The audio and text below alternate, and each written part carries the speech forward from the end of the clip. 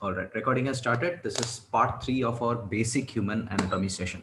Now, remember, human anatomy is like an ocean. Okay, there are lots and lots. It will not finish. Like it will probably take years sometimes to fully cover anatomy. So, what we are covering in these sessions are the basic anatomy that you require to pass this exam to understand the chapters that are coming ahead in the ACE exam. Okay, that's what we're trying to cover. That's our goal.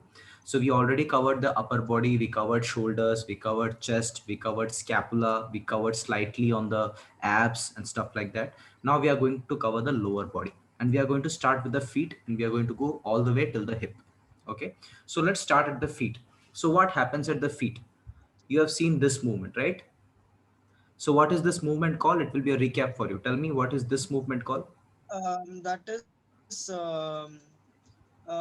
eversion or pronation. Very good. This one?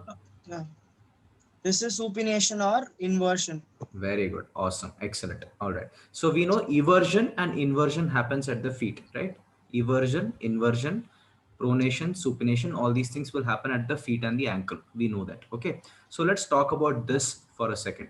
So here again, I'm going to speak the anatomy language. Okay. It will make no sense, but you have to kind of listen to it and slowly get comfortable with it as I keep talking. Okay. So to evert your muscles like this. So before we talk about the muscles that help you do this, let's just quickly look at the ankle for a second. Okay. So Yeah. if you look at the ankle, you see that you see this bony structure over here. So Yeah. there is a bony structure over here. There is also a bony structure over here, right? This is what your ankle Yeah. is. There is one structure here, there is one structure here. Now this bony structure, this is called as the malleolus. M A double Malleolus. Yeah, malleolus. Malleolus. Malleolus. Okay. Now, can you tell me, this is on the medial side or is it on the lateral side? It's on the medial side. It's on the middle side. Very good. What about this? Is it on the On the lateral side. Okay. Therefore, this is called as lateral malleolus, whereas this is called as medial malleolus. Okay.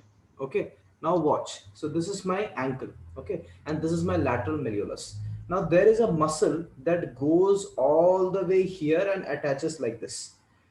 So, Okay. so what will happen if that muscle tightens or becomes short? Watch what is happening. Uh, Watch what is happening. Pronation. Exactly. Right? Pronation will happen. Right? So pronation will happen. We can also say that eversion will happen. Right? This will happen. Yeah. Yeah. Right? So Pronation or reversion. eversion, yeah, that will happen. Now, since it is over here, since it is going and attaching over here, if it shortens, yes, like you said, it will cause eversion. At the same time, it can also cause plantar flexion, right? It can also take my heel up, Yeah. Yeah. True. right? So this muscle is called as peroneals. What is it called? Peroneals. Peron. Peroneals. Okay, peroneals. Peroneals. Yeah. Okay, these muscles will help to not just evert your ankle, but it will also help you to plantar flex these Okay. muscles. Okay, so what do you think is happening if someone is exhibiting this kind of structure? If this is happening to them, what do you think is happening? Um, if this happens to them, their peroneals are short. Very good. So what are you going to do? Are you going to strengthen them or stretch them? Stretch them. Very good. So you're going to do some release techniques, some stretching exercises so that this doesn't happen and they come back to normal. Okay, that is the intervention. So this you'll only be able to do if you know where the attachment is. Okay, so even if you forget this terminologies, it's okay. At least if you know where it is going and inserting, you'll understand, okay, the sides of that leg, I'll have to stretch a little bit, right? There are also other muscles also that are involved other than the peroneals, especially when you're plantar flexing. There is something called your lateral side of the gastrocnemius, medial side of the gastrocnemius. All these things will go into little more detail when we reach that chapter where we are covering all these things a little bit more. Okay, when we talk about specifically defects. As of now, just on the surface level, try to understand these small things. So peroneals, you understood that how it is attached, how it is, if it becomes short, it will cause plantar flexion as well as this particular action. Pronation or reversion. Yeah, correct. Okay. Now remember, pronation and eversion is not the same thing. It's not the exact same thing. But as of now, you can remember it like that. Just for your exam point of view, you can just remember like that. Yeah. Okay. Pronation or eversion, inversion or supination, like that. You can remember as of now. All right. So that is one thing that we saw. Now to do this, this is called inversion. Okay. So eversion was this. Now this is inversion. For inversion also, there are some muscles that will help you to invert. Okay. What are those muscles? Let's look at that. So one muscle is your, there is a muscle that goes to the medial malleolus, but there is a muscle that goes and attaches in the front side of the medial malleolus. There is one muscle that goes and attached in the back side of the medial malleolus, just the back side. Okay. So these muscles are called as, one is called as anterior tibialis because it is going and attaching in the anterior side. Another is called as posterior tibialis, which is going and attaching in the back side of the lateral malleolus. Now you tell me, the one that goes and attaches in the anterior side of the tibia, or the anterior side of this area, if that shortens, what do you think will happen if that shortens? Dorsiflexion, Yes, very good. What else? supination. Supination or inversion, right? Yeah, supination or inversion. Supination or inversion. That is, so that muscle is called as your anterior tibialis, which is causing Tibialis. yeah, anterior tibialis, not just tibialis, anterior tibialis, because it is attaching in Tibialis. the anterior side. Therefore, it will help to do dorsiflexion as well as inversion. Okay. Okay. That you understood. Now there is one more muscle we just talked about, which is going and attaching in the posterior side, right? So muscle that attaches in the posterior side, if that shortens, that is also, since it is in the medial side of the, since it is on the medial side of the, lateral medial malleolus, since it is this side, Yeah. yes, it will cause inversion. That you can probably guess. Yes, it will cause inversion. Now, can you tell me, if this area shortens, will it cause dorsiflexion or will it cause plantar flexion? Plantar flexion. Very good. So posterior tibialis will cause two things. It will cause inversion as well as plantar flexion. Plantar flexion. Okay. Anterior tibialis will also cause two things. It will cause inversion and dorsiflexion. Okay. And peroneals will cause plantar flexion as well as eversion. Okay. Yeah. Now quick practical question. Okay. Someone is having this kind of posture. Their feet is going inside like that. When they are walking or when they are standing, this is happening. This person is coming to you and telling, sir, this is happening to me. Can you tell me what should I do about this? What will be your intervention? What will you do? Since his feet is pronated, the peroneals are shorter. So we have to give them workouts to elongate the peroneals so that his feet is stabilized. Okay. What else? You did one stretching. Okay. What muscle are you going to strengthen? And which means it's causing a pronation, which means his tibialis will be elongated. So you have to strengthen them. Very good. What tibialis are you going to strengthen? If it's a pronation, which means both of them should be responsible, is what I feel. I don't know. Very good. Excellent. Both of them. Excellent. Most people get confused here. They think, no, only anterior tibialis I have to strengthen. No, both the tibialis is causing inversion, right? So we need to strengthen both the tibialis so that inversion happens and they come back to normal. This is what is happening to them. So if I strengthen the tibialis, it will come back here. The feet will come back to normal position. So I am going to strengthen both anterior tibialis as well as posterior tibialis. Okay. So the moment I am trying to do any kind of resisted inversion, right? Let's say I have a resistance band that is attached to my ankle, which is pulling me like this. And I am trying to do this. When I'm trying to do this, what am I trying to strengthen? I am trying to strengthen my tibialis, both anterior as well as posterior. Both anterior as well as posterior I'm strengthening. Now, if I want to further strengthen my anterior tibialis, what should I do? I'll have to probably keep a kettlebell over here with that bell thing, and you have to lift the feet up. So if I do both of these interventions, what will happen? This person will probably come back to normal. Yeah. Now you see how anatomy is not just some boring subject that we are just studying and all that. Everything is connected. This is how, even if you forget all these things, at least if you know a little bit idea, even if you don't say the name or recall the name, you'll be able to help your client. You'll be able to fix their issues. You're going to help them fix their postures, because these things are a lot. You know what will happen later on, because what happens if feet is going like this, knee will also go like this. If knee goes like this, Yeah. they are feeling stress on your knee. If knee goes like this, their hip will also internally rotate, right? Yeah. If hip internally rotates, they will start feeling pressure in their lower back. Then it will go to the thoracic spine, then it will go to all the way up. So see how it is creeping in all the way up till your head it will go. So this is a very important thing that you need to fix. So if you can fix this, imagine how much more, happy they'll be. You're fixing a big thing. This, now they will get rid of their knee pain, their hip pain, their back pain, everything will go as a result of just this one small correction. Getting it? That will only happen if you know a little bit of anatomy. Getting it? So that's the reason we are covering so much, so that it's not just about passing the exam, but you should also be a knowledgeable trainer, not just certified for namesake. Okay. So this is what we talked about the feet. Now let's see one more thing from the feet. Now we are coming to the ankle. Okay. So we know there are two movements happening. One is dorsiflexion, one is ankle flexion, plantar flexion, right? Plantar. This you already know. All right. So which muscle do you think I am using when I'm doing dorsiflexion? Which muscle? Yeah. When you're doing your dorsiflexion, it's your anterior tibialis. Very good. Yes. You're using your anterior tibialis when you're doing dorsiflexion. What about plantar flexion? Plantar flexion, um, it is your perennials.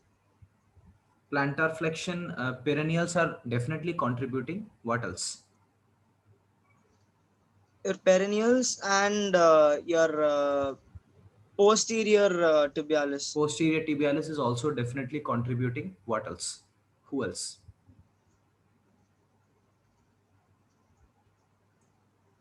Now start thinking like a layman. For a second, forget about the fact that you're a trainer and you're aspiring and you're studying for ACE. Think like a When layman. doing your plantar flexion, Like a layman. Imagine you have no knowledge about exercise science, your biomechanics, nothing. calves. Exactly. Right? Your calves. So Yeah. next we are going to talk about the calves. Okay. So calves is also responsible for plantar flexion. In fact, that is your prime mover. It's your calves that help you to do plantar flexion. Peroneals and your posterior tibialis will definitely contribute. That's true. Right? For dorsiflexion, your anterior tibialis is contributing. And anterior tibialis is basically your main muscle, prime mover of your dorsiflexion. Whereas for plantar flexion, you have so many muscles. You have your peroneals, you have your posterior tibialis, you also have your calf muscles, right? So now, since we saw that there are three muscles who are helping you to plantar flex, which movement or which muscle do you think will become tight? Will your plantar flexors become tight, or will your dorsiflexors usually becomes tight? Which muscle is tight? I don't get you. Which muscle usually becomes shortened or overactive? Is it your plantar flexus or is it your dorsiflexus I think it's your dorsiflexors. that are becoming tight usually? This is just a general question. This, we are not going into anatomy, just generally speaking. Usually, what is tight is your question. Like Yeah. when when you feel some tightness in your calf or No, something. no. I am saying which muscles do you think will have a tendency to become tight? Will it be your plantar flexus or will it be your dorsiflexus? Dorsiflexors is what I feel. Okay, so it will be your plantar flexors because there are three muscles. There are so many muscles involved. There are your calf muscles, there are your Okay. peroneals. So many muscles are involved, right? So if any one of these becomes tight, what will happen? It will cause The plantar flexion, right? So which muscle do you think will have more likelihood of becoming tight? It will be usually your plantar plantar flexus. And what happens if plantar flexus become tight? Dorsiflexus will become elongated. elongated. Okay, so usually when people have these problems, right, where while doing squats their heels are coming off the floor, you must have seen that people are trying to do Yeah. squats but their heels are coming off the floor. Usually the cases their plantar flexors are tight. Okay, usually the plantar flexors are tight, dorsiflexors are weak. Okay, that can be one reason. Another reason can be a mobility issue. Let's say they're not able to do enough dorsiflexion. It can be because their plantar flexors are tight, which is not allowing them to dorsiflex. Obviously, if these muscles are tight, it will cause this plantar flexion to happen. So I will Hmm. not be able to bring my feet to normal, let alone dorsiflexion. I won't even be able to bring it to normal or parallel, right? Forget about this. So that could be one reason. Another reason is just that their this thing is not good. Their ankle mobility is not good. Therefore, they are not able to bring their tibia all the way here. And that is the reason, as a compensation, their heels are lifting off the floor. Getting it? Okay, so this can be your intervention. This can be one. So you'll probably work on stretching their plantar flexors. You'll probably work on strengthening their dorsiflexors. You will also work on improving their mobility. So you're going to check, is it really a mobility issue or is it really a plantar flexor tight issue? So that was about your ankle. Okay, now let's talk a little bit more about the calves. So calves is a layman way of saying it. Now we have an anatomical language to that. Okay, back to language. So in anatomical language, the calf muscles, there are two calf muscles. One is called as gastrocnemius and another is called as Gas. Chalk. What? ga- gastrocnemius. Gas. Gastrocnemius. Yes, GASTROC, gastrocnemius, NEMIUS, gastrocnemius. Okay, gastrocnemius is that big muscle that you see, your calf muscle, Yeah. which looks really ripped, that big ball shaped muscles, that is a very sexy muscle, right? That is nothing but your gastrocnemius. So as part Okay. of your calf muscles, there is also one muscle right below it. Right below your gastrocnemius, there is a muscle which is called as soleus. Soleus. Yeah, soleus, Soleus, soleus. So soleus and gastrocnemius together they are called as calf muscles in layman language. Okay, because obviously the layman cannot really pronunciate all these things and they don't have Yeah. to. So we just call it calf muscles in general. But actually calf muscles comprise of the soleus and gastrocnemius.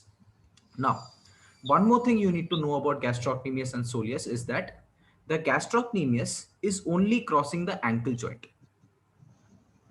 Okay, so it is only crossing the ankle joint. It is just touching the ankle joint. That's it. Whereas your gastrocnemius, which is on top, the big one, the main muscle over there, that is not only touching your ankle, it is not only crossing your ankle, but it is also crossing your knee joint. Knee. Knee joint. Yes. Okay. Okay, because you know, right? Like if this is my Yeah. calf Yeah. muscle, if this is my calf muscle, it is going all the way here. It is not just Yeah. going Yeah. on, it's not just going to my ankle, it is also going to my knee, right? Soleus is this part, the small part that you see, this is your soleus. This big part that you see, this is your gastrocnemius, right? So soleus is only going and crossing the ankle. Okay, now they both will contribute to flex your ankle. Plantar flexion it will cause, that we know, that no confusion, it is called plantar flexion. Now can you tell me what else will your gastrocnemius do, since it goes and attaches to the knee as well as the ankle? Yes, it will do plantar flexion, that is a no brainer. It's a calf muscle, it does plantar flexion, it does calf raises, right? What else do you think gastrocnemius can do? Knee flexion. Exactly. Why? Because it is going and attaching to the knee, Yeah. which means when you're flexing your knee, you're also using your gastrocnemius. We cannot say gastrocnemius is the prime mover, but gastrocnemius will also contribute to knee flexion. Whereas soleus will not contribute to knee flexion. Why? Because soleus is only attached to the ankle. So it will only Ankle. contribute to plantar flexion, right? Now you tell me again. Now I'm trying to get everything on the field. Okay, this anatomy that you're learning, I'm trying to take you to the field. So now you tell me, if I want to isolate my soleus while doing calf raises, what should I do? You want to isolate it, not Yes, use it. Isolate means I want to use it more. I don't want to use my Okay, you want to gastrocnemius.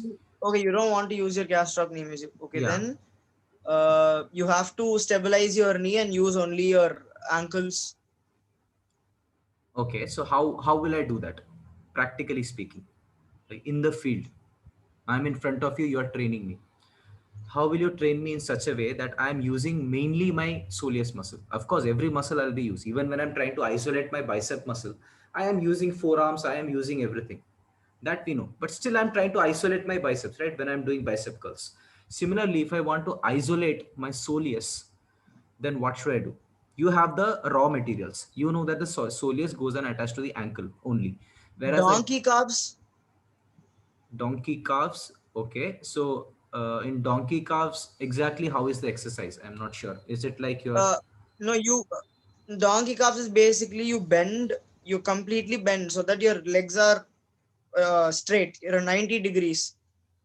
so You your bend up, over and so your upper, so yeah, if this is my upper upper body, is this is my completely like lower this. body, it's Yeah, like this, right? yeah. This is what you're saying. Upper goes like this, and you apply weight on your back, which Okay. means you won't be using your knees that much. And I'm saying this because I felt it there. I felt it in Okay. that region more when I do my donkey calves. That's why. Okay. Okay. See, that is fine. You're thinking more. That is a good sign. That is a good thing. But think about this. We have the raw materials. We know that the soleus attaches only to the ankle, whereas your gastrocnemius attaches to the ankle as well as knee joint. So, what will happen if I flex my knee? If you flex your knee, Yeah. If I flex my knee like this, what will happen? Am I using my gastrocnemius a little bit? yes. But now, if I flex my knee and then if I do calf raises, what will happen?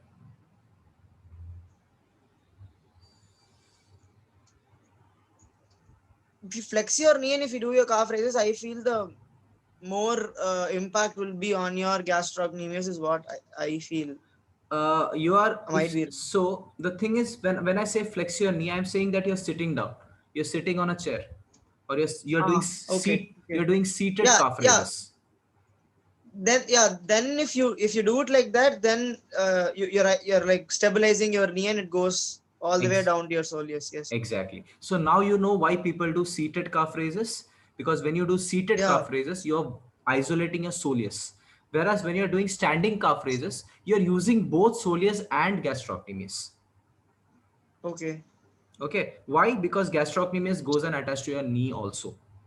Therefore, when you stand and do, you have to use both soleus as well as gastrocnemius. Okay, if you want to isolate your soleus, you have to do seated calf raises.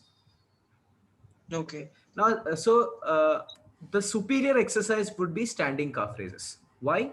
Because you don't really need to do a lot of soleus activity because it is attaching to the ankle. So every time you're walking, what are you doing? You're doing plantar flexion, dorsiflexion, all that, right? So if my feet is on the floor, when I'm walking, what am I doing? Yeah. This is what I'm doing, right? For a split second, I'm going to plantar flexion and I'm from plantar flexion, Dorsiflexion. I'm coming dorsiflexion and then I'm stepping. So I'm always using my soleus, right? So why should I isolate it further by doing seated calf raises? When I'm walking, I'm getting soleus activity anyways, right? So it's better But to when you're you. walking, yeah. But when you're walking, you'll also flex your uh, what do you call it? Gastrocnemius. Yeah, so the muscles, so you can say you're flexing your knees also, you're flexing everything. That is true. Okay, what you're saying is correct. So if I am doing soleus activity anyways, I'm getting okay. But gastrocnemius activity, if I want, I will be doing in the standing position. Standing calf raises, if I do, I need to use both of them as a single unit, right? I need to use gastrocnemius as well as soleus. That is more functional, that is better, right, than to just isolate your soleus. Soleus anyways, it is getting a lot of work every time you're walking and all that. So if you have both the things acting as a single unit, now you are more functional. Now you will have more explosive power. Now you can run, now you can jump, right? You can do all these activities. So we need both of them to work together. So it's better to stand and do calf raises than doing sitting. Of course you can do both, there's nothing wrong in it, but now you know why you are doing what you're doing, right? When you're standing, Yeah. you're using both soleus as well as gastrocnemius. When you're flexing your knee and sitting down, you are reducing a little bit of gastrocnemius activity and you're using more of your soleus. You're literally isolating your soleus. Okay. So that was gastrocnemius and soleus. Now let's talk about hamstrings. Where do you think hamstrings are? Behind or forward? Behind, Behind. posterior side. Yeah, posterior side. So what do you think hamstrings will do if it contracts? If your ham is contract, your knee is gonna flex. Very good. Your knees are going to flex. Now, you need to understand about hamstrings. There are three muscles in your hamstrings. Okay. This is very difficult to pronunciate. So you'll have a difficult time initially. So for me itself, it took a while to get this in my mouth. There are hamstring muscles. There are three hamstring muscles. One is called semimembranosus. Okay. Second is called semitendinosus. And the final one is called as bicep femoris. Okay. Okay, don't confuse this with the bicep brachii. Okay. This is bicep femoris. So bicep Femoris. femoris is your big hamstring muscle. It's your big and most powerful hamstring muscle. It it now that is there's an interesting fact about the hamstrings. Out of these three hamstring muscles, which is your semitendinosus, semimembranosus, and bicep femoris, your bicep femoris not only crosses your knee joint, but it also crosses your hip joint. Okay. So it is a hamstring muscle, which means it is on the posterior side. Okay, it is on the dorsal side. This is ventral, that is dorsal, right? So it is on the back side, that is for sure. But it goes all the way to your hips, your hip joint, the back side of your hips. So what do you think your bicep femoris will contribute to? Apart from knee flexion, of course. Knee flexion, anyways, it is doing, just like gastrocnemius, and Hip this thing, extension. hip extension, exactly, right? Hip extension. So for hip extension, you are using your hamstrings. That's the reason we say that sometimes when I'm doing hip extensions, I'm feeling it in my hamstrings because your Yeah. hamstrings also contribute to hip extension. Okay. And your this thing, semitendinosus, semimembranosus, they mainly do your flexion of the knee. And bicep femoris will also do flexion of the knee because obviously it is going and attaching to the knee also, right? It is going and attaching the knee and the hip. Okay, so that is your hamstrings muscles. Okay. Now, can you tell me an application? Let me take it to the application based thing. If I want to, if I'm doing deadlift and I'm coming up in a deadlift, what do you think is the prime mover? Prime mover. Yeah. Prime mover means your When you're main doing muscle. Deadlift, which is getting when you're coming up in a deadlift, your conventional deadlift. erector spinae. Erector spinae, yes, it is working. Yes. See, most people Your think, okay, latissimus dorsi. latissimus dorsi is also working because latissimus dorsi also contribute a little bit in extension of the spine. Slight lumbar extension, it will also contribute along with the erector spinae. Okay, so when you come up all the way up, yes, you're doing a little bit of lumbar extension, but you're doing very slight lumbar extension. So these muscles are mostly they are acting as eccentric. They are getting loaded eccentrically. When you're going down in a deadlift, you're eccentrically loading your lower back, latissimus dorsi, all these things. But when you're coming up, what you're mainly doing at your hips is what? Hip extension. Yeah, hip extension. Hip Okay. extension. So that is the reason sometimes you also feel the hamstrings when you try to do a deadlift. Roman deadlifts. Romanian deadlift, right? The Stiff Romanian. Yeah, Roman. Romanian deadlift, your stiff legged deadlift. That is the reason you feel it in your hamstrings also. Why? Because your hamstrings are responsible for hip extension. And hip extension is exactly what you're doing when you're coming up in a deadlift, right? You're extending your leg. If that floor was not there, if that floor was not there, if it was slippery, what would happen to your legs when you're coming up? Legs will do this, right? It will skid like Yeah. this. It's because that floor is there, your feet is planted, but what you're actually doing is hip extension. Okay, that is the reason you sometimes feel it in your hamstrings also after doing Romanian Yeah. deadlift or stiff legged deadlift or any deadlift for that matter. After doing a heavy set of deadlift, the very next day you feel pain in your hamstrings also. You feel pain in the backside of your thigh also, not just your glutes, right? Yes. So that was your hamstrings.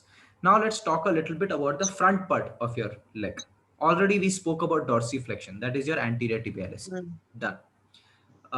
What do you think is help now? This quad muscle, now we are talking about the quadriceps. Okay, now quadriceps, there are many muscles in your quadriceps, but the main muscle that you need to remember is your rectus femoris, which is the front part of my thigh.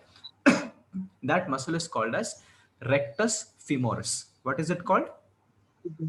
Rectus femoris. Yes, rectus, rectus femoris, fe, Femoris. yeah, moris, rectus femoris. Okay. Apart from rectus femoris, as part of your quadricep muscles, you have the vastus group. It is called as the vastus group. You have the vastus lateralis, vastus medialis, and vastus intermedius. Okay, these you don't have to buy heart. They are not going to ask you. Don't worry. This is just for your knowledge. But you can try to understand one thing. How is these people being named? That you can try to understand. So that even if you forget, even if little bit someone tells you, it will come to your mouth very quickly. All you have to remember is the word vastus. Vastus means what? It's vast. It's big. Quads are what? Quads are big, right? So vast, vast Yeah. major. We say vast majority of people. It's a vast thing, big. That is vastus. Now, how are you going to differentiate between lateralis, medialis, all these things? Vastus lateralis will be the side of your thigh. Why? Because this is the lateral Okay. side. This is the lateral side of your body. Therefore, vastus lateralis. Then what will be vastus medialis? This tear shape, The middle part. yeah, the tear shaped muscle that you see when you extend your, when you Oh yeah, extend yeah, yeah. Okay. that, it is called as, Mm-mm. it is called as teardrop muscle. You'll be able to see it very clearly when you do leg extensions, right? This muscle Yeah. over here will pump up like this. So this muscle is where it is on the medial side, right? This is exactly facing the medial side. Therefore we call it vastus medialis. What do we call it? Median. Vastus medialis. The side thigh muscles, we call it as vastus lateralis. Mm. Lateralis. The main muscle, that is your center muscle, your long thigh muscle, it is called as rectus femoris. Rectus femoris. Femoris. Now we'll wonder what is vastus intermedius. Intermedius you'll not be able to see. It is inside this. Okay, it is in between lateralis and intermedius. It is in between and it is behind your rectus femoris. So you'll not be able to see it. Okay. Therefore the name vastus intermedius. Not Okay. intermedialis. It's not intermedialis. It is intermedius. Okay, I also used to get Okay. confused with this. I used to keep saying intermedialis, intermedialis, intermedialis. So it kind of became by hearted like that, but it's actually intermedius. Medius. Yeah, vastus lateralis, vastus medialis, vastus intermedius, and finally a rectus femoris. Femoris. Okay, so so we have the vastus group. When I say vastus group, I am talking about vastus lateralis, vastus intermedius, and vastus medialis. Okay, that is your vastus group. So your vastus group Okay. mainly contribute to this knee extension. Okay, their main, Okay. they will contribute to knee extension. That's it. Why? Because they're only crossing the knee joint. Mm. Whereas your rectus femoris is crossing the knee joint as well as the hip joint. Think about it. My big thigh muscle, it is coming all the way here, right? It is coming all the way, crossing my hip joint, and it is crossing my knee joint. Mm. It's such a long muscle, right? Whereas my vastus lateralis, vastus medialis, they all have connections only till here. They are not really reaching my hip. If you look at anatomy from inside, only my rectus femoris is crossing my knee joint as well as my hip joint. Whereas my vastus group is only crossing my knee joint. Okay, so as a whole, we know that when we do leg extensions, which is nothing but your knee extensions in anatomical language, this is knee flexion, this is knee extension. So when I'm doing knee extension, I am using all of my quad muscles. I'm using my vastus lateralis, vastus medialis, vastus medius, rectus femoris, everything I'm using. I'm using my entire quad muscle. Okay. Now, what if I want to work my rectus femoris more or specifically? Now that you know have the raw materials, can you tell me what exercise will you give me so that I feel more in my rectus femoris? Lunges. Okay, lunges, fine. Apart from that, is there some other exercise? Can you tell me some movement? Even exercise is not required. Some movement that will cramp up my front part of my thigh more. Only the front part of your thigh. Yeah, that is my rectus femoris, right? Not only, anyways, everything will Squat. cramp up. Everything will cramp up, but still, if I want to focus more on that, what can I do? Hmm.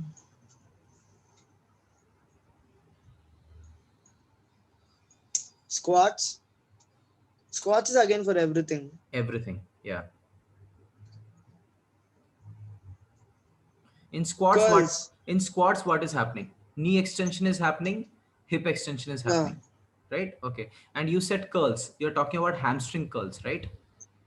So hamstring curls is affecting the back side of my leg, which is basically my Yes. hamstrings. That is the reason we call it hamstring curls. So I'm attacking my hamstrings, not my rectus femoris. Okay, forget about exercise. Let's get to that. Let me back that up a little bit. Okay, let me ask you something else. So you understood that the rectus femoris crosses the knee joint as well as the hip joint. Hmm. So what, and it is in the front part.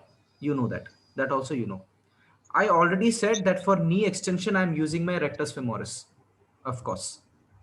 What other movement can my rectus femoris contribute to? Since it is in the front part of the leg and it is going and attaching to the hip also. Hip also means you can do some hip flexions, which will help you.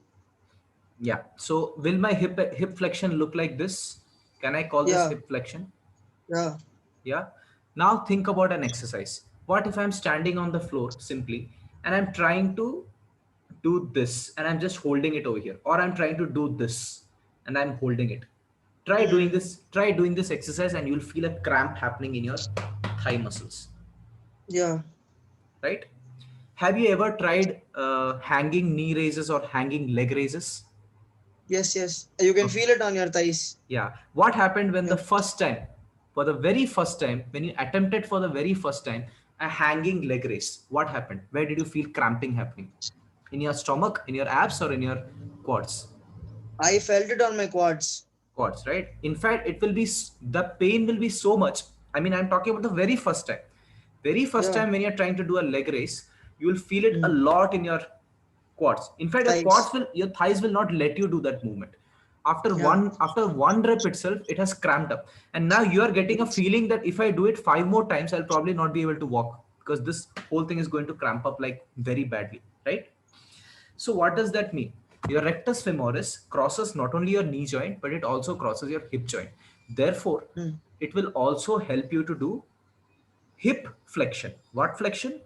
Hip Hip flexion, flexion. right? Just as your gastrocnemius is crossing your ankle as well as knee, and it is on the back side. Therefore, it is helping you to do plantar flexion as well as knee flexion, Hmm. Knee flexion.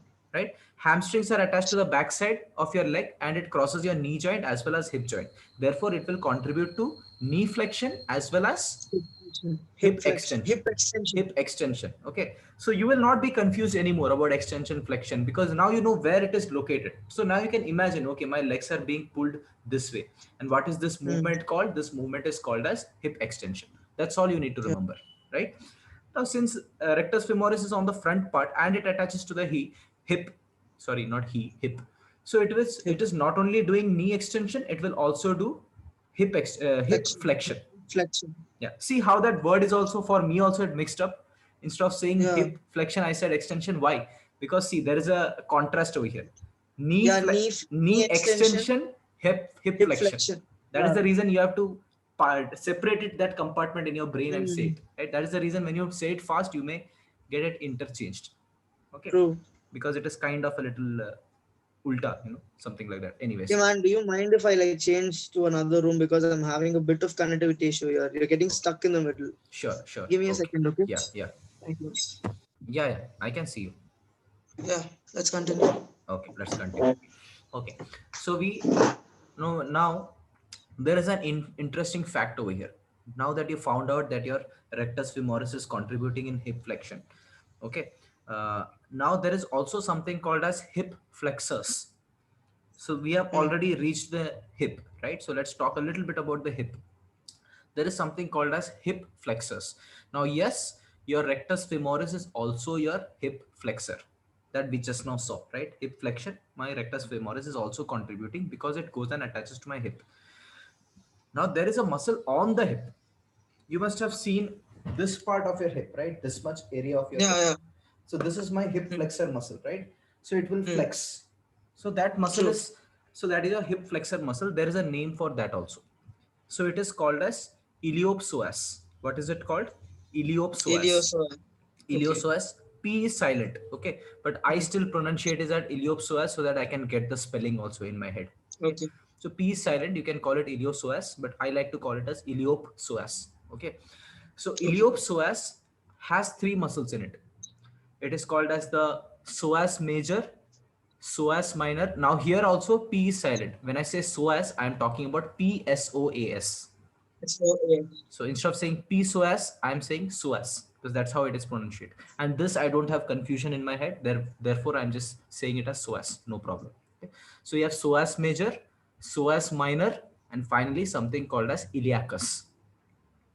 Iliacus. Okay. Iliacus. So they together we are calling it as iliopsoas, and these are your Mm. hip flexor muscles. Okay. Okay. So they have one attachment to your lumbar spine also. Okay, so Mm. it will go and attach a little bit to your lumbar spine also. That is the reason when these hip flexors extend, it can pull on your lumbar spine. So that's the reason sometimes when you do straight leg raises, right, without any bend in your knee, completely straight from the floor, all the way from the floor, if you try to take it up, what happens? Some people they feel a little bit of stress in their lower back. Have you observed that? Yeah. Maybe you haven't felt it, True. but initially maybe when you were learning you must have felt a little bit in your lumbar back also. Yeah. So it may not if you're more fit, maybe you'll not feel a pain, but after doing a couple of leg raises you are like you're doing Yeah. this, right? You're feeling a little bit of tension over there. That is the reason it is not advisable to do straight leg raises if you have any kind of lower back issues. If you have lower back pain, or if you had any injury in the lower back, some kind of surgery that you've gone through, or any kind of lower back issue, if you have, straight leg raises is not a very good idea because Okay. it will pull on the anterior side of the lumbar spine. Okay, because it is kind of attached from the Oh. pelvis and it has some little bit of connection over there, so it will pull on the lumbar spine. Mm. That is the reason you will see especially people who are not that fit or they are not used to exercises, but they come to the gym saying that no, I want to decrease my abs, I want to decrease my stomach, so I want to do leg raises. Okay, so they will do leg raises, and what happens to their lower back? You see that their lower back is going like this, right? It is, if they're Yeah. their lower back is going like this.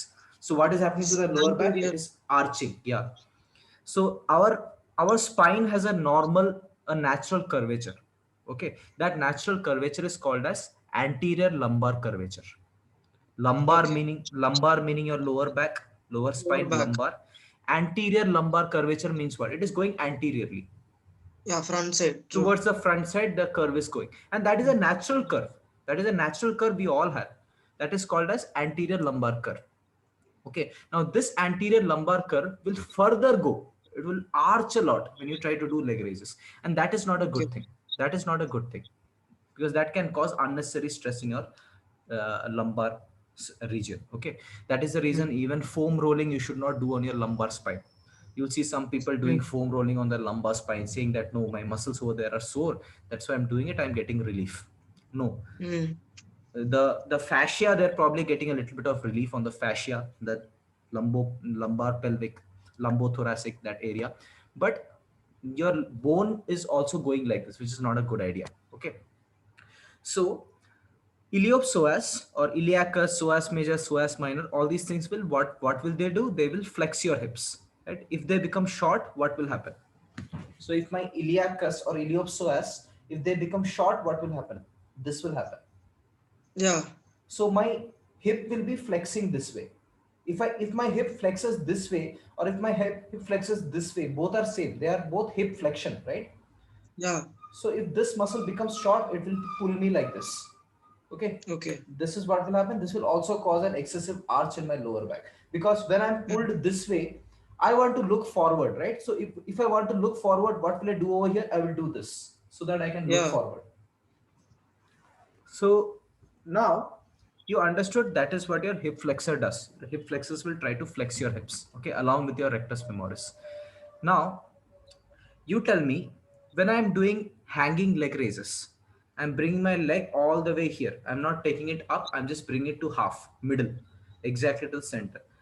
Which muscle am I working? Am I working my lower abs or am I working my hip flexors? Hip flexors. Yes. So you see that we talked about the core muscle. Does your core muscles have any attachment to the hip? Like, is your rectus abdominis, which is nothing but your six pack abs, is it going and attaching to your hip? The truth is it doesn't attach to your hips. Okay. It goes very close to your hips. That is the reason the lower fibers of your rectus abdominis gets activated when you do leg raises, because it is very close to the hip region, but it is not really going and Okay. attaching there. What is attaching there? Hip flexors are attaching there. Your hip flexor Okay. muscles are attaching to your hip. Your rectus abdominis is not really attaching to your hips. It's But still, why do you feel it in your lower abs when you're doing leg raises? Because rectus abdominis is responsible for lumbar flexion, that we know, right? So like I said, if my hip goes like this and if it crosses the middle and it comes more up, what is happening at my lumbar spine? What is happening? Lumbar flexion is happening, Yeah. because we know that this is also lumbar flexion. From bottom up is also lumbar flexion. Lumbar flexion. Okay, but what do you see most people doing in the gym? They will be doing hanging leg raises only till here, right? Yeah. Sometimes they'll be doing it with their knees. So they'll be only doing this. I'm showing one leg, but both leg. Imagine both legs, okay? So what do you think they are doing when they are doing this? They are thinking they are getting it Hip in their flexion. abs. But what are they really doing? They are just working on their already overactive hip flexors. Why am I saying the word already overactive? Because think about it. Right now, you are sitting and listening to me. I am also sitting and leaning forward and listening to me. What do you think is happening at my hips? My hip is flexing or extending? Flexing. Flexing, right? So I am sitting like this and I'm talking to you. Even if I'm taking this for 1 hour, 1.5 hour, my hip is in a flexed position. Okay, then what will happen? I'll probably lie down on my bed. That time also I'll be in flexed position. I'll be sitting in my car, again I'll be in flexed position. So imagine how much time during the day I am in flexed position. Which means what? this these It's all muscles active. these muscles have a tendency these muscles have a tendency to become overactive or short. So when I'm going to the gym and doing leg raises, that too like that, what am I doing? Mm. I'm strengthening an already overactive muscle. And how do you think it is going to impact me? Like I showed you just now, my lumbar back will be like this, my body will be like this. So how I'm putting so much stress on my lumbar spine. Again, that's the reason, if at all you're doing a leg raise, try to go all the way up. Even if you're doing it with bent legs also, don't stop here. Go like this so that you create a little bit of flexion in your lumbar spine. That way you'll be activating your so-called lower abs, right? There is no such thing as lower abs, but we can say Yeah. that the lower fibers of the abs, you can say, right? So that is what you need to do. So that is what hip flexion is all about. Okay, so what all did we cover? We covered the feet. We saw that for pronation, we are using the peroneals. Peroneals will also contribute in plantar flexion. Plantar flexion. Then we saw that for inversion or supination, we are also using what? Anterior tibialis and Tibialis. posterior tibialis. Posterior tibialis. Posterior tibialis and the peroneals both will contribute to plantar flexion, whereas anterior tibialis will contribute to dorsiflexion. Okay, so when I say my dorsiflexors are elongated, I'm saying that my anterior tibialis is elongated. When I say my Yeah. plantar flexors are tight, I am probably talking about soleus, gastrocnemius, peroneals, posterior tibialis, all of these muscles, right? So when I am doing this thing, hamstrings, there are three muscles: semitendinosus, semimembranosus, bicep femoris. All of these things will help me to do knee flexion as well as hip extension. Flexion, hip extension. Hip extension, right? To some extent, all of these will contribute, but mainly my bicep femoris will help me to extend my hip. It will extend my hip, it will flex my knee, okay? And it also has a little bit of contribution to external rotation and all that. So that in detail, if you see study anatomy, you will get that. But as of now, let's just stick to the main things that will help you to understand bend and lift and all those things, okay? So that is your hamstrings. And for quads, we saw we have the vastus lateralis, vastus medialis, which is your teardrop shaped muscle. Then you have the vastus intermedius that you cannot see, Yes. and then the front part you have the rectus femoris. Out of this, the vastus group, they help you extend your knee, whereas your rectus femoris will help you extend the knee. It will also help you flex the hip because it has attachment to the hip. Okay. Now, we also talked about the hip flexor muscles, which is your iliopsoas. We also call it as iliacus, psoas major and psoas minor. They will help to flex your hips. This much is clear. Okay. Now let's talk a little bit about some extra muscles which are surrounding over there, which you need to know. Okay. One is called as the TFL. Okay. TFL. Okay. TFL is a muscle that lies in the front part of your hips, and it goes all the way to the sides, and it tries to attach to the lateral side of your knee. Okay, lateral side of the epicondyle. You don't have to know that much detail. It goes and attaches to the lateral side of the knee via a tendon called as your IT band. IT band is called as iliotibial band. So that you don't need to remember as of now. Just remember it goes towards the side a little bit, and it starts from the anterior side of your hip. Okay, that way. Not anterior exactly, it goes like this. So your TFL is a tricky muscle. Okay, TFL full form is tensor fascia lata. LATTAE. So you can call it lata, you can call it latte. It's up to you. Okay. Tensor fascia lata. TFL. TFL is a tricky muscle. It does a lot of things. It will help you to do hip abduction. It will help you do internal rotation of the hip. It will also help you to do hip flexion. So it will contribute to all three of these movements: hip abduction, B for boy, hip flexion, and hip internal rotation. Internal rotation. Okay, so that is what the TFL will do. Now, let's talk a little bit about the glutes now.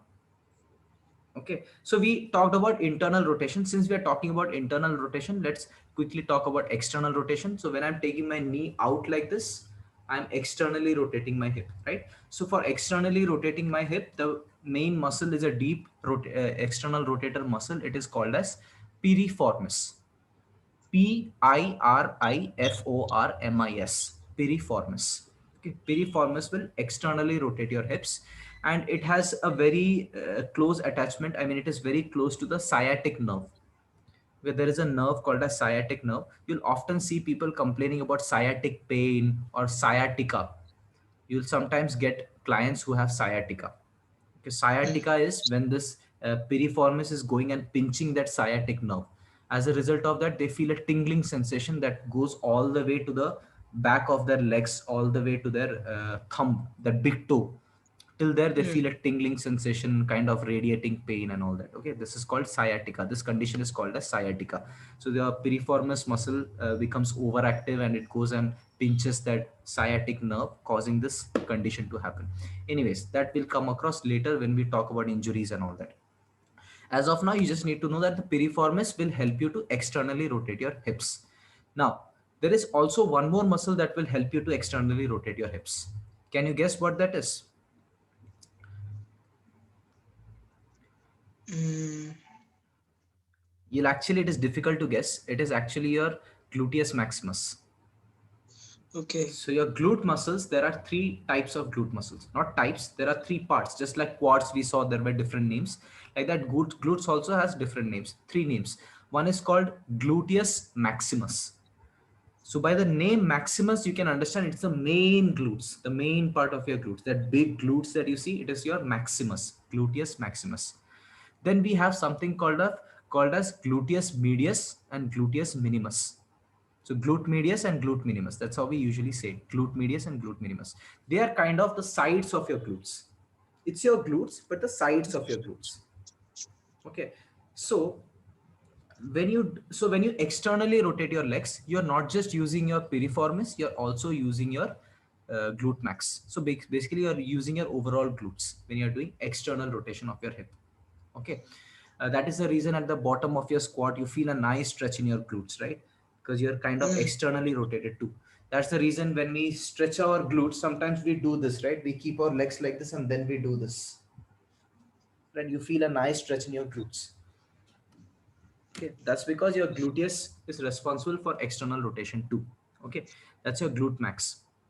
Now, most people will tell you that when I do side kicks like this, I'm using the side of my thigh. But actually, that's not true. When I'm doing that side kicks, which is nothing but your hip, what? Abduction or adduction? Abduction. Ab- Abduction. Abduction. See, now you're getting comfortable with these terms, right? You're able to, you don't even have to think, it's just coming in your mouth. Mm. So that is abduction, B for boy. Hip abduction, when you're doing, you're actually using your glute medius. You're not using your, Okay. you're not using your vastus lateralis or anything. You're using your glute medius. Yes. Okay. And when you're adducting your thigh or you're adducting your hips, so thigh would be a local language, we would say hip adduction. So when I'm doing hip Mm. adduction, I'm using the inner part of my thigh, right? The inner thigh. So inner thigh is a local language. Anatomical language, we'll call it as hip adductors. Okay, hip adductors. Now there are some names to this also. For hip adductors, we'll say a lot of names. It is called as part of your hip adductor group, there are a lot of muscles. You have the pectineus, you have the adductor pectineus, you have the adductor brevis. Peanut butter leaves me. Then you have the adductor longus. Then you have the adductor magnus, leaves me, and then you have the gracilis. Okay, don't worry, don't get scared, you don't have to buy heart all these things. Okay, but I will give you a simple trick in case you are interested. In case you're interested in learning these names and you want to remember this technology, I'll give you a simple tip over here. Okay, how to remember this, how am I able to remember this. It's not like I have written everything down and I'm reading every day, oh, pectineus brevis. No, that's not what I'm doing. I'll tell you my trick how I'm learning this. So this I got somewhere else after doing a little bit of research on the internet and all that. Okay, so there is one person called Dr. Brooke Bush. That's how I learned it. From Mm. him I learned. So you can have this code word called as peanut butter leaves me greasy. Peanut butter leaves me greasy. Okay, you have to Mm. by heart this sentence. In that you have to take the first letter of each of the word. Peanut, P for peanut, B for butter, leaves, L for leaves, me, M for me, greasy, G for greasy. So you have 5 letters in your hand. If you just remember peanut butter leaves me greasy, at least you'll get the first few letters. Then you have to by heart the names. So P stands for pectineus, B stands for brevis, peanut butter leaves. L stands for longus, peanut butter leaves me. M stands for magnus, greasy. G stands for gracilis. Mm. Okay, so together all of these things are called as hip adductors. Thankfully, it is called as hip adductors. So you can just remember hip adductors. Okay, now you tell me, if my knees are going in like that, which muscles do you think is tight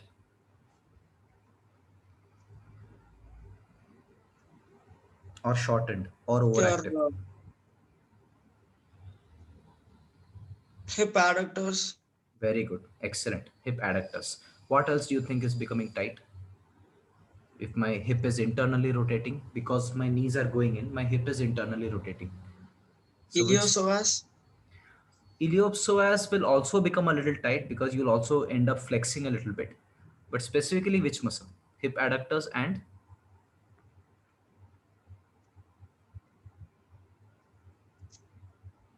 try to recall what muscles names we just talked about.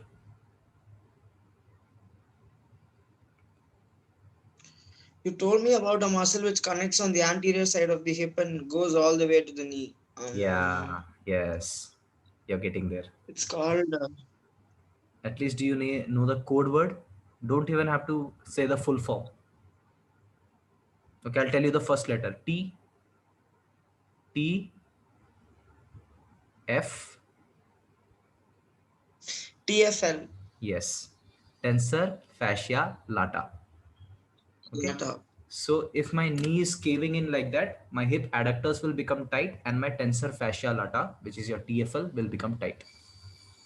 Okay. So what will become weak or elongated if my hip adductors are tight? Your hip abductors will get Yes, exactly. elongated. Yes. So who are my hip abductors? My glute maximus, my glute medius. Okay. And Yeah, and one more muscle you have told me. glute medius, glute this thing, and also your hamstrings will also contribute a little bit, because especially your bicep femoris, it goes and attaches to the, it goes towards the side, so it will also help to externally rotate as well as try to abduct a little bit. Okay, so if my hip adductors are tight, my hip abductors will be weak. Simple.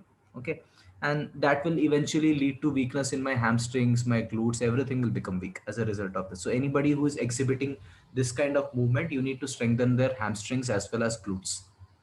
Okay, you have to make Yeah, them do a lot of resisted hip abduction, you have to make them do a lot of resisted external rotation, because their internal rotators are tight, which means what, you have to strengthen their external rotators, you need to stretch their internal rotators, right? You have to stretch their TFL, do some foam rolling or trigger point massage, and for external rotators you have to strengthen them. Okay, so you'll be strengthening their piriformis, you'll be strengthening a little bit, not yeah. mostly, you'll be strengthening the Piriformis. Piriformis is that an abductor? piriformis is responsible for externally rotating your hips, whereas Okay. TFL is responsible for internally rotating the hips. Okay, so usually when you are doing that seated abductions, right? Seated abduction machine you must have seen in the gym. Two things will be touching to the sides and you will be doing Yeah. abduction, right? People over there, even in the machine, sometimes it will be written you're working on the sides of your thigh. They will show a red color sign on the sides, but no, you're not working on the sides of your thigh, you're working on your glute medius, the hip Serious. abductors. You're mainly working on your piriformis muscle. Okay, but that is not a very good idea, because it's better to do standing, in a natural way. You can do some standing resisted with resistance band, you can do some standing hip abductions, or you can put a resistance band on your sides of your knee and do some squats and trying to take your legs out. That would be more natural, because our body doesn't prefer sitting in a machine in that comprised position and do that. It is more designed to stand or sit, do it more naturally. Okay, so you need to strengthen your all these areas.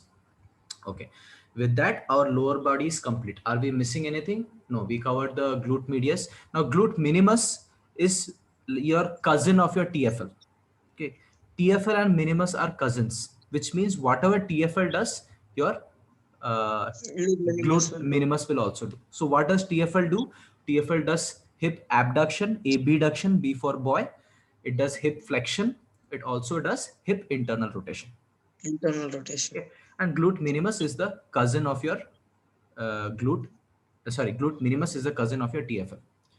Remember, TFL. we talked about one more cousins in the upper body. There were two muscles who were called cousins or brothers. I'll give you a hint. One of that muscle is your lats, latissimus dorsi. Little lads. Yeah, Your little. What are exactly. they called? Wait. Good. Within 3 sessions, you're able to remember so much. That's a good thing. Mm, So it's your little lats. Okay, little lats are also called as. I'll give you a hint. Tell me the name of SITS. SITS.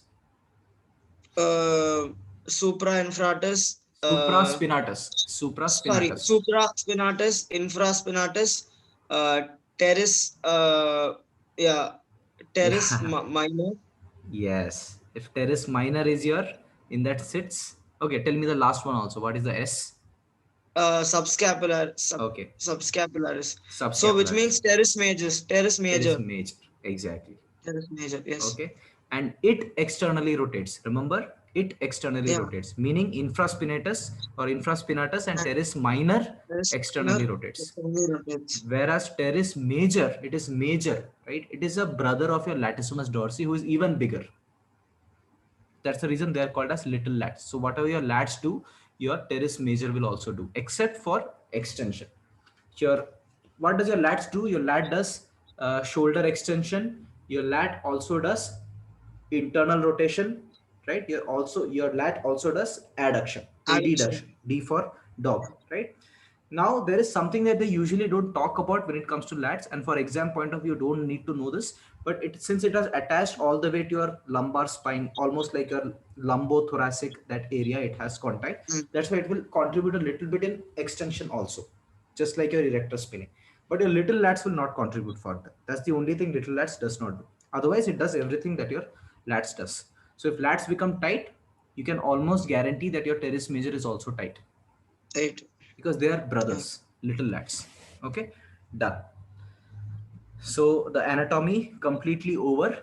Your upper body is covered, lower body is covered, core also we covered. Okay, erector spinae also we covered. It is for lumbar extension. So for lumbar extensor, we are using erector spinae. Okay, Okay.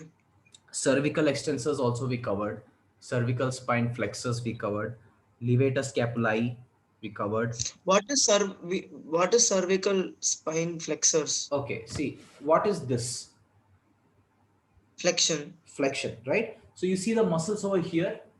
Yeah. When these will shorten, it will cause flexion. Okay, What and are these muscles called? I mean, the names, we just call it as neck flexors or cervical spine flexors. Okay, yeah. there Okay. there may be in-depth name for it, but that I also haven't studied, and I have also not Mm, come across. Maybe if you do a Google search, you'll probably get some extra names over there. mm, Okay, we call it cervical spine flexors or neck flexors. So if my head is mm. kind of forward like this, what is happening to my flexors? It is getting elongated or shortened. Shortened This area, see, this is like shortened. this. Yeah, this is shortened, right? Okay. I am flexing, shortened. What is this? Elongating or shortening? Extended. Extended, right? Elongated. Elongated or extended or lengthened, right? You can say Yeah. it lengthened and weak. You can say it, right? So what is Mm, getting tight? This area is becoming tight, congested, yeah. right? This is your cervical spine extensors, which is becoming tight. Mhm. We also know that levator scapulae is also kind of over here, so that will also get tight. Upper trapezius, all these things, right? That is the reason when you sit and work like this for a long time, you do this. Yeah. Getting it? So our entire anatomy is over. Let me stop the recording.